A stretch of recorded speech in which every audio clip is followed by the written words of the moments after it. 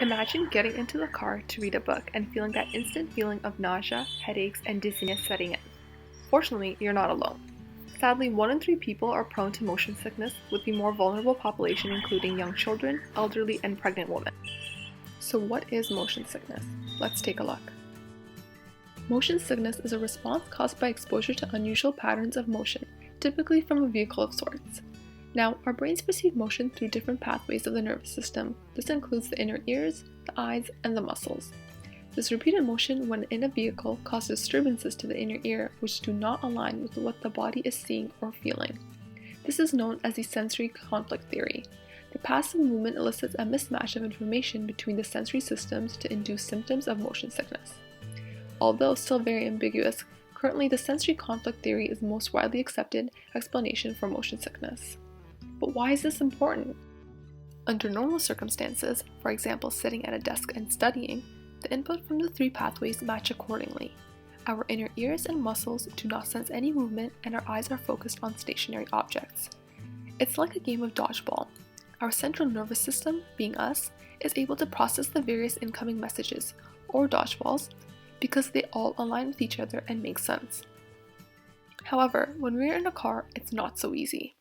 During motion sickness, the central nervous system is bombarded with conflicting messages, or several dodgeballs, from the inner ears, eyes, and muscle sensory receptors, causing it to get confused. Now, what exactly is happening inside the human body? Let's take a closer look. The human ear consists of the outer, middle, and inner ear. Loop-shaped canals in your inner ear contain fluid and fine hair-like sensors that help keep your balance. At the base of the canals are sensory hair cells. Within these cells are tiny particles, eudaconia, that help monitor the position of your head in relation to gravity and linear motion, such as going up and down in an elevator or moving forward and backward in a car.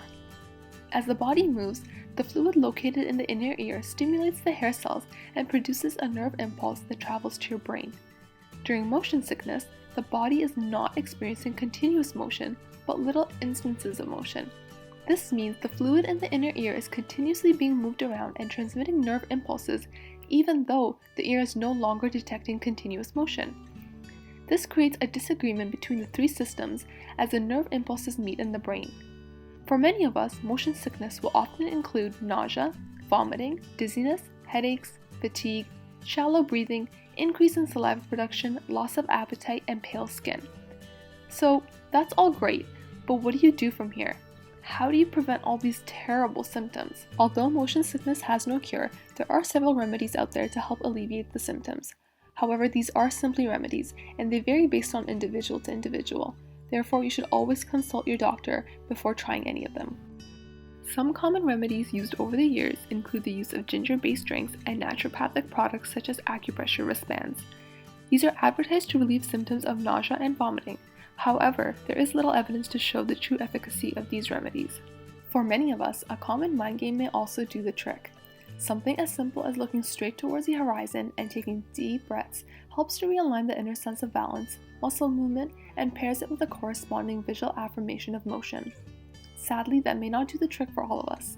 Therefore, another common method to manage your symptoms is through anti-nausea and antihistamine medications. Medications are to be taken prior to getting into a moving vehicle to help battle symptoms of nausea and vomiting through blocking sensory receptors. It should be noted that the trade-off of the efficacy and symptoms of drugs should be considered prior to taking the medications.